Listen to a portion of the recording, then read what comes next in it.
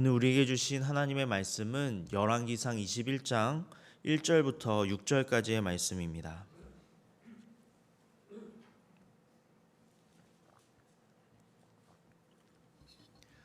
열왕기상 21장 1절부터 6절까지의 말씀, 제가 한 절 여러분이 한 절씩 교독하겠습니다. 그 후에 이 일이 있으니라. 이스라엘 사람 나봇에게 이스라엘에 포도원이 있어 사마리아의 왕 아합의 왕궁에서 가깝더니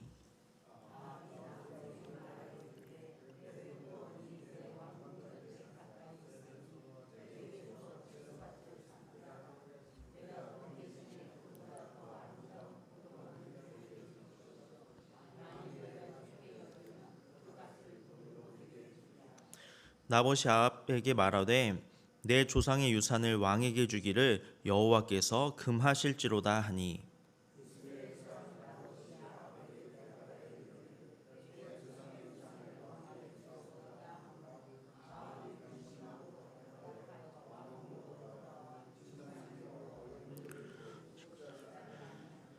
그의 아내 이세벨이 그에게 나와 이르되 왕의 마음에 무엇을 근심하여 식사를 아니하나이까.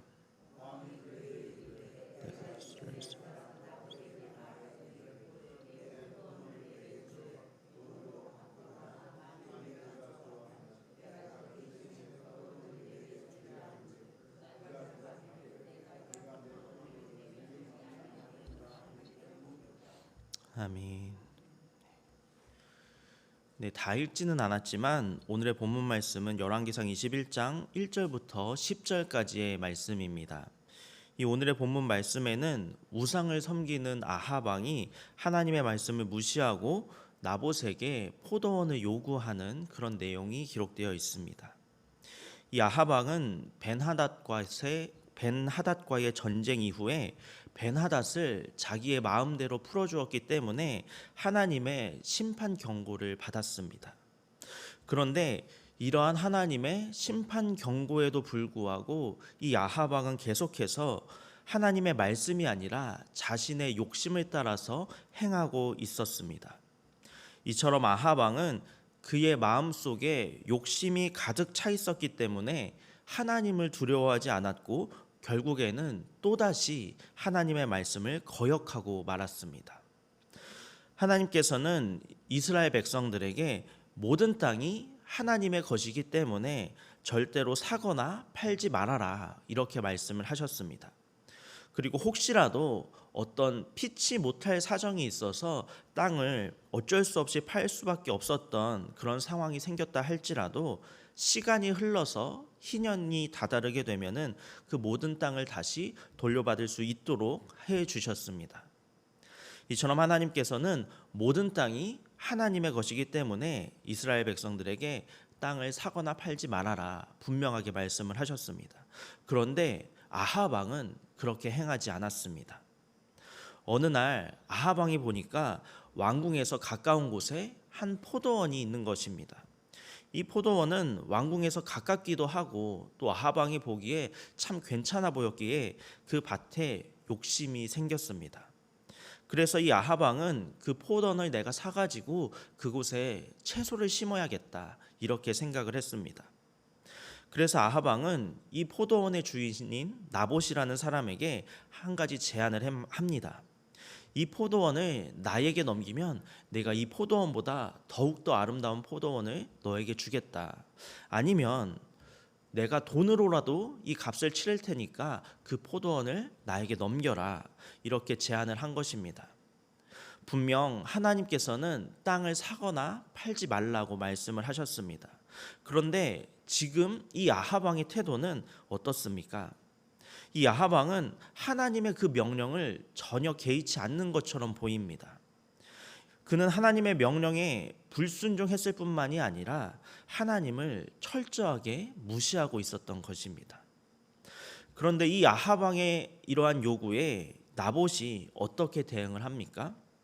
하나님께서 땅을 사고 파는 것을 금하셨기 때문에 이 포도원을 왕에게 넘겨줄 수가 없습니다, 이렇게 담대하게 대답하고 있습니다. 그런데 여러분, 한번 생각을 해보시기 바랍니다. 아합은 한 나라의 왕이었고 나봇은 그저 작은 한 포도원의 농부에 불과했습니다. 두 사람의 사이에는 엄청난 신분과 권력의 차이가 존재하고 있었다는 것입니다. 그런데 한낱 농부가 한 나라의 권력의 최정점에 있는 왕의 요구를 거절한다는 것이 과연 쉬운 일이었을까요? 당시 왕의 권력은 아주 절대적인 것이었기 때문에 혹시라도 왕에게 밉보였다가는 그 목숨을 잃을 수도 있었던 상황이었습니다. 하지만 그럼에도 불구하고 나봇은 담대하게 아합 왕의 요구를 거절하였습니다. 이처럼 이 나봇이 왕의 요구를 담대하게 거절할 수 있었던 그 이유가 무엇일까요?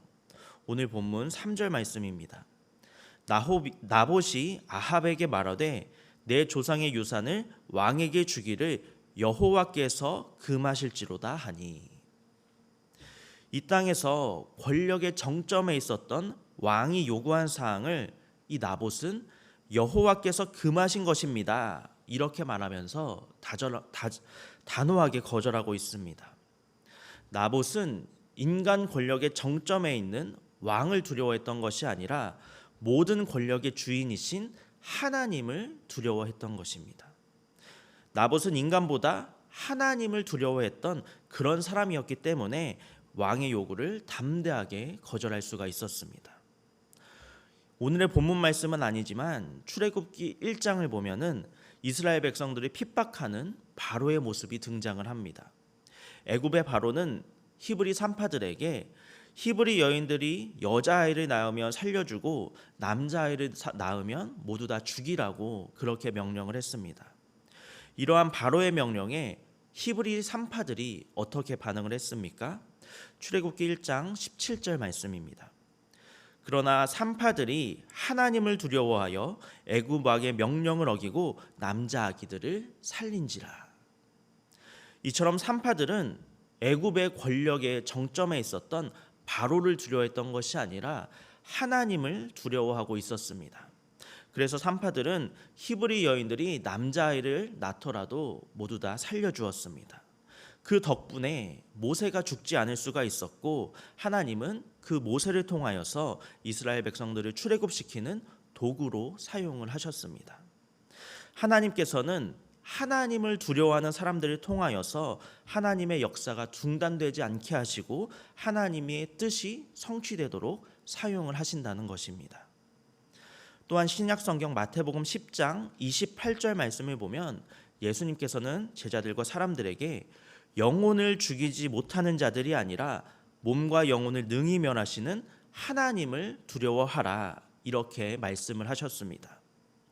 예수님의 이 말씀은 성도를 박해하는 자들이 우리의 몸과 육체에 고통을 주고 생명을 빼앗을 수 있을지는 몰라도 우리의 믿음과 영혼까지는 빼앗을 수가 없다라는 말씀입니다.